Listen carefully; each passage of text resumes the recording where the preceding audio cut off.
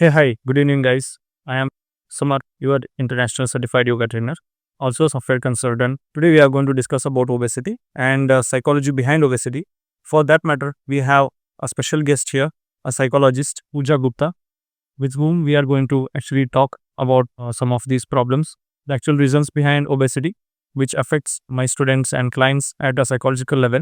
So, in this particular episode, we are going to discuss about obesity and how certain factors like habits, lifestyle, peer pressure, and our behavior is going to affect obesity. What do you actually think about it? How you think these factors are affecting people at mental level? So, when you talk about obesity, how people want to get rid of it, it is not just about the diet and the exercise. It is also about basically the unhealthy patterns, the emotions, behavior, the thought process that is behind it.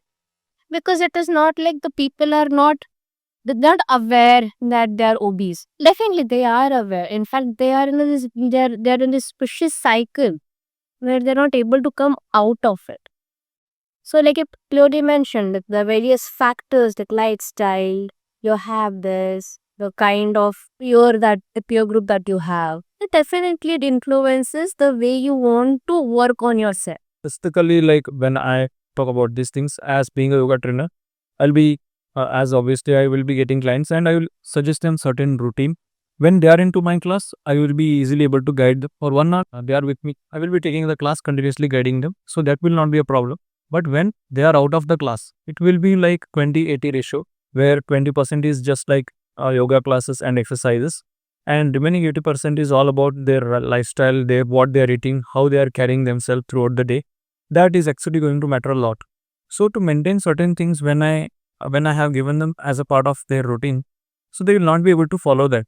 They will lack that motivation, or there will be certain obstacles they may face in day to day life. So because of that, there is a tendency that they will be quitting it. And how they can actually overcome those things? That is a very practical problem that many of us face, including me.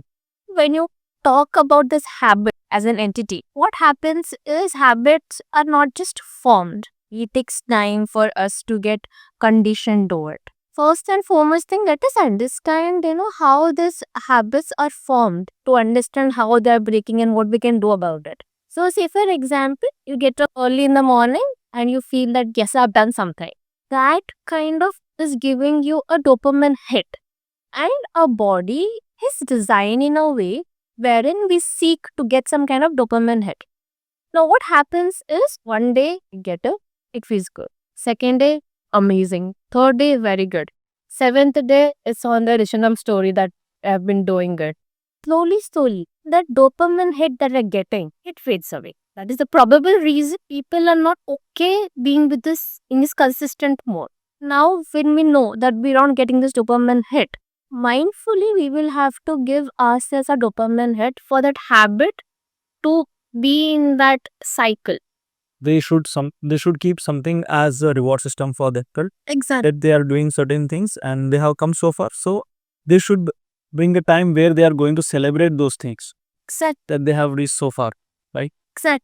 It could be something small like giving yourself a statement of yes, you have done it. It wasn't easy to get up every day, but still you're doing it. That kind of reassurance, self reassurance is what will keep the habit in its track.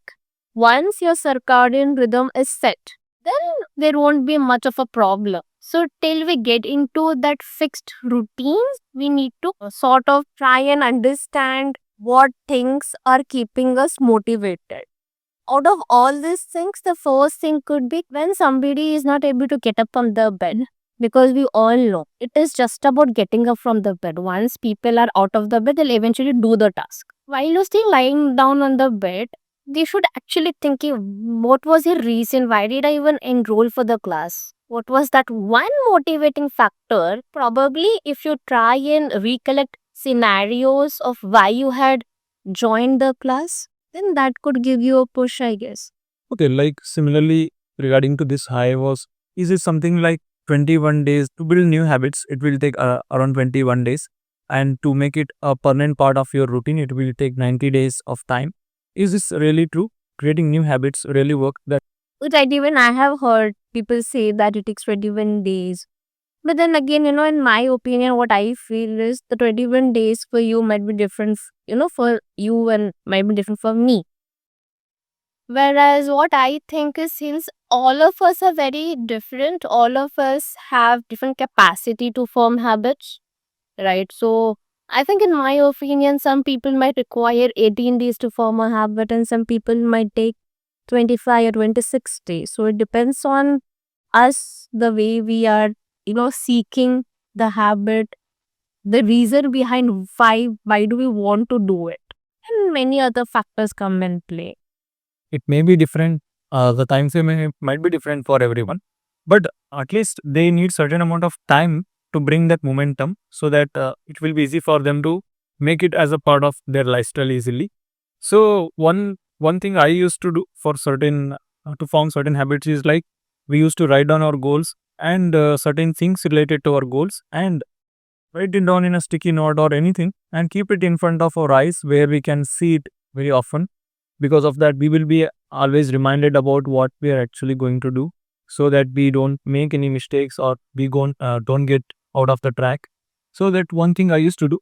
Do you think it will work for everyone? I wouldn't say that it will work for everybody, but yeah, it is a good thing to do so, because again, if you look into the psychology behind it, it is sort of giving you that visual cues. So when you talk about habit formation per se, we have something called as cues. It could be environmental cue, social cue. So one among that is this which you were using. So you're keeping something right in front of your eyes, and you're getting reminded by it again and again, so that you are there in that track. It is a part of habit formation. So this is called as visual cues, which we're doing. Definitely it does help. And along with that, if you would take a step ahead and if you would read it out every day, that yes, I will be doing this. I am capable of doing so and so. I do have the potentialities of doing this. This will again work as, this daily affirmations, which definitely, we even have evidence which say that daily affirmations help you in the habit formation and reaching towards your goal. Like this, one more thing, what I also suggest people to do when it comes to, as you mentioned, visual cues. I also suggest people to set their environment in such a way that it should be helpful for them to bring that momentum in their lifestyle. If when I talk about yoga classes, before they start the classes, they should set their environment, lighting, the position of their mat, how they need to decorate their room in certain way. It will bring positive energy around them. Do you think in that way also it is possible to help form a proper habits which will keep us on track, keeping their surroundings clean, decluttered, keep it suitable for environment that is quite motivating for fitness and better for yogic journey. For example, keep an idol of Buddha in their surrounding. Maybe it will remind them about peace. It will remind them about yoga, and they are into this path right now. So it may help them to be on that track easily. Likewise, they can choose some poster visuals that will actually set the environment in that direction. It definitely does help. Like you just mentioned about decluttering your space. When you actually physically go pick this thing and put it in dustbin, or you put it in its right place, so that particular space is being used. So it definitely has this strong mental connection. In simple words, it is as good as when you declutter your environment, in a way you're also decluttering your mind. So which will give you the new space for the incoming ideas and the incoming energy that you do. So definitely the environment does play a role. In fact, the environment that you have while doing yoga boosts your way of approaching your habit. I wouldn't say that never do yoga, or you can never form a habit until unless you have a perfect environment, because there's nothing called as a perfect environment. With whatever resources we have, with whatever best we can do, and if one is trying to do that, then definitely it will help. More thing is like, for example, as we are running the weight loss training, we will make them to go through a certain process. It's whether it's a exercise routine or it's a diet routine or something. But there will be certain obstacles, like sometime a person may choose to travel on weekend, or he will be out of the track for some days. If we want them to be on track without getting distracted For that also, I will be suggesting them an alternative. Their mindset plays a very important role there. So how to bring that determination or the motivation or the commitment, whatever you say, to make them to pursue those things irrespective of obstacles, challenges around them. As I mentioned, for example, on daily basis they are in a particular routine as per my suggestions. But consider a person want to travel for a week. So then the routine will become quite different. They will not be having the resources that they get when they are at home or in a regular routine. So I will be suggesting them certain alternative or the options that they can replace when they are into traveling. They need to put certain efforts. They need to show the determination. So how to bring that commitment? When you talk about commitment, I think they can stay in that process by understanding that yes, I'm a part of a process. Yes, I'm traveling, and this is what instructor has suggested me. Basically, all that I'm trying to tell over here is they'll have to be mindful about it.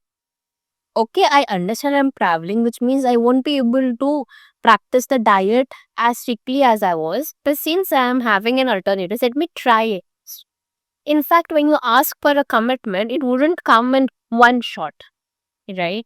Say, for example, if you have suggested them to, follow some 8 to 10 things in a day, they can at least begin with some 5 to 6 things in the day. Yeah. Right? And I'm pretty sure when you're telling that they're traveling and I've already suggested an alternative, so it means that you are already preparing them, right? So if they just need to acknowledge that fact that yes, I won't be able to follow my diet that is be suggested, but I also have an alternate diet. Let me give it a try. And even if it is not possible, let me at least give it a shot.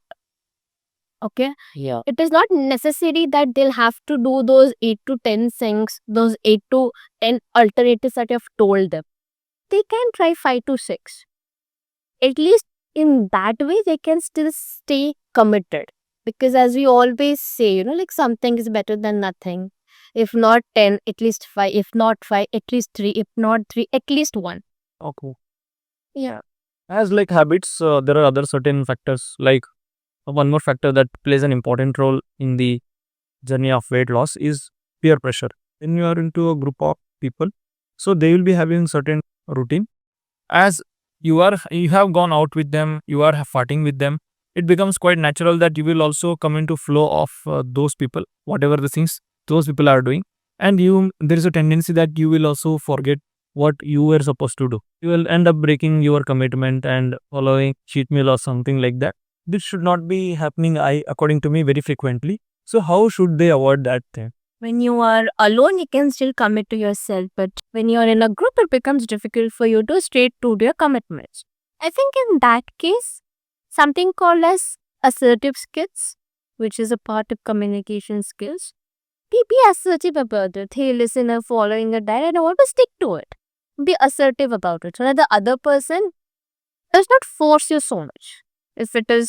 If we talk about in the context of peer pressure, okay, be assertive about it.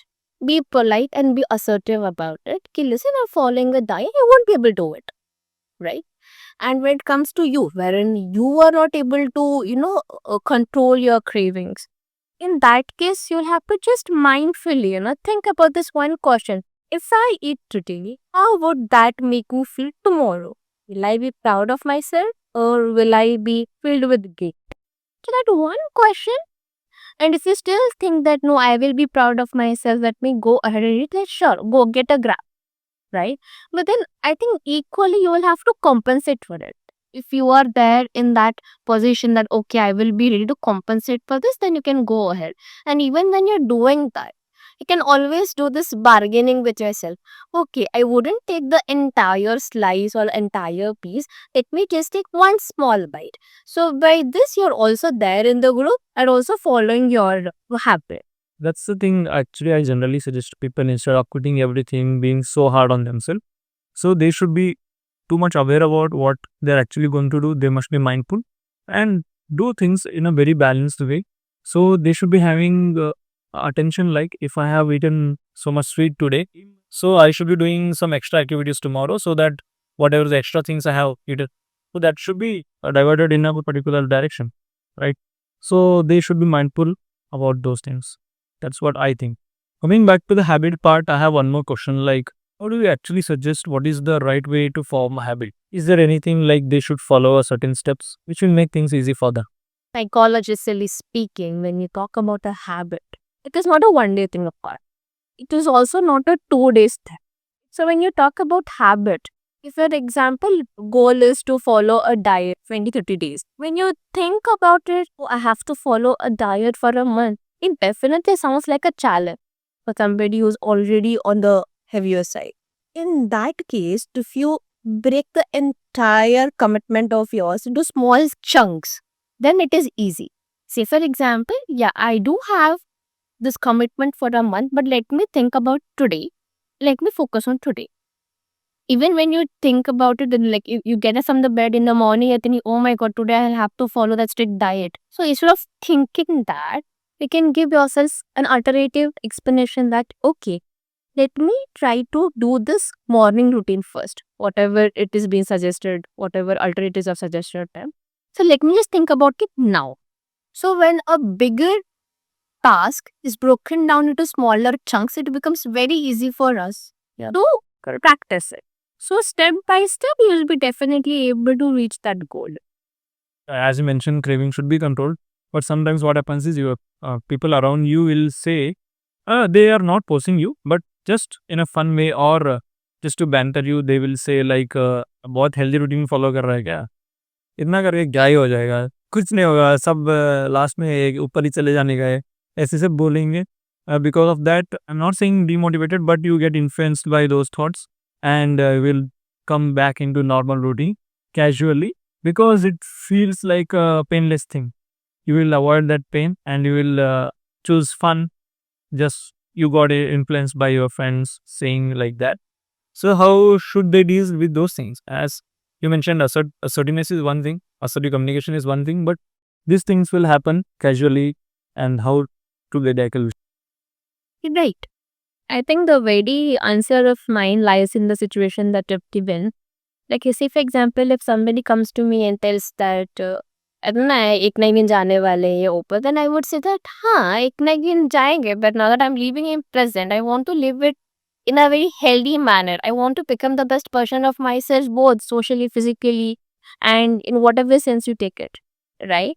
Yeah, at one day, we all are gonna go, but no, we let us talk about the time when we were alive. How healthy are we? How Right. free are we from all the health conditions that are? Yeah, that's a new idea. I think that's a new perspective, and I actually definitely feel that by applying that, it will become easy for them, right? Okay, one more thing is like they have come to the class. For Monday, Tuesday, they will attend the class. Considered on Wednesday, they will skip the class for any reason. Tuesday also not able to come again. Maybe for one day they were out of the routine. They got up late next day as well, and they missed the class for second day as well, and they start feeling guilty about it. They regret about it, and what they think is, let's somehow have missed again 2 classes. Let's miss it another 2 days, and I will come back on the Monday, and we will start everything from first. So these things will happen, they will postpone, they will procrastinate. So how should they come out of this guilt feeling? It's a very practical problem, I guess, that is your negative basis. I think the very first thing, one shouldn't be so hard on themselves. I mean, come on, you're trying to learn something. Rather, you should, acknowledge the efforts. You should rather praise yourself, ki, okay, it is very difficult for me, but see, it is I'm trying, instead of being so hard on yourself. Now, when a young child, 3 to 4 year old child, when they are learning a new task, if they're not doing it for 2 days, we don't shut them down, right? Yeah. So I'd rather we encourage, oh, you're pregnant for 2 days. Come on, let us do it for third day, fourth day. Come on, oh, you're sick. Let us not do. Let us take rest. Let us do it again. So consider you as that child. Take care of your inner child and tell that child, okay, you have been doing so great. You have gone for 2 days. It wasn't easy at all, but still you have been doing it. So take care of yourself like that. And first consider it like this. Okay, I wasn't able to do it for 2 days.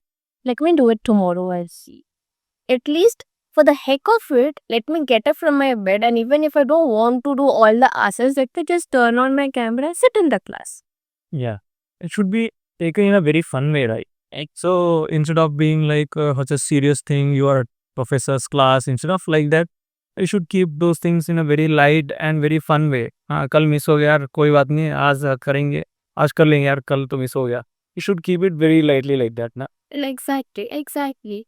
Keep that alive. Keep that deal alive within you that yes, I want to do it. And ठीक है, एक दिन हो गया, कोई बात नहीं, I still have so many days to go. Because the moment you're going to postpone it to Monday, then all of us know that Monday is never going to come.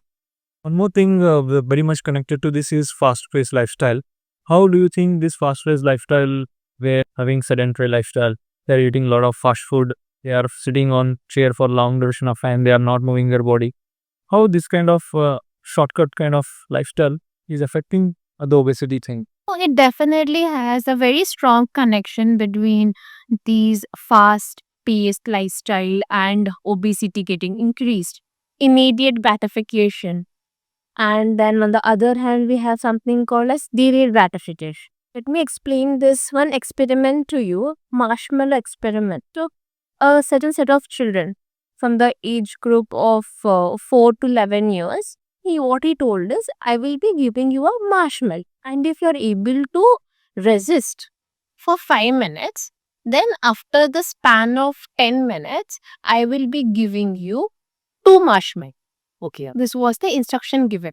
Slowly, he let child one by one come to the room, wait there for 5 minutes. Few kids ate it up. Few children, what they did is they kept on seeing at the stop clock key, when is the time gonna get over. And few kids, they couldn't resist. So they only took a half marshmallow and the half they left it. And some of them were able to wait for good 10 minutes, and then they later on got 2 marshmallows. So the experimenter, he followed children who were able to wait for 10 minutes and who immediately eat. Then the results revealed that in fact the people who were able to wait for good 10 minutes, they had slightly good amount of emotional regulation, good amount of control over what they want and what they not want. Okay, right. Similarly, when you talk about this fast paced lifestyle, I would like to bring up and correlate it with this. So you will have to identify your triggers which are providing you this immediate gratification.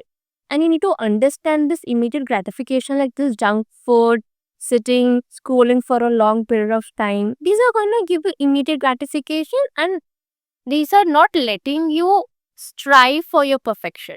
okay. These are not letting you strive for what you want in your life. So, what I would like to tell people is identify what you want in the long run for a better health of yours. Yeah, that experiment was quite relatable and quite practical, I can say. I can relate one more thing to this is like the Instagram reels or short videos, which give us an instant gratification, which is causing lack of sleep. It is disturbing sleep pattern of people, which is creating certain hormonal imbalances, which are again a reason for health issues like obesity, blood pressure, and a lot of other things as well. How do you think they should come out of that cycle of continuously scrolling on their smartphone while watching reels? They take phone for certain reason, but when they start watching the reels, they don't get reminded that they need to stop, they need to come out of that. Time for them to sleep. Day by day their sleep time is getting deteriorated, bedtime is increasing, so that pattern should be broken. Even when they know that they can sleep at this particular time, they have enough amount of time for sleep, they don't utilize it for a healthiest sleep routine, so they just spending their time in that cycle of continuously scrolling. How should they overcome that? Problem that probably all of us are facing here. So, like you mentioned, doom scrolling is spoiling a lot of quality sleep. Okay, number one thing that what we can do is, if not the right thing, at least try to reduce the worst thing that you're doing. So, what I mean by this is, say, for example, if you cannot go to bed at 11 p.m., at least try to avoid that you're not causing 1 a.m. Okay. Okay. If not the right thing, at least try to reduce the worst thing that is possible. Yeah. Okay. By this, of course, it is not healthy, but by doing this, we're just trying to reduce what is not expected from us, right? And then this scrolling, like you know that you're very aware, you want to go back to sleep, but then your finger just, it is just scrolling. In that case, what you can do is, there is this one trick behind it. You will have to alert your mind that within some time we will be going to sleep.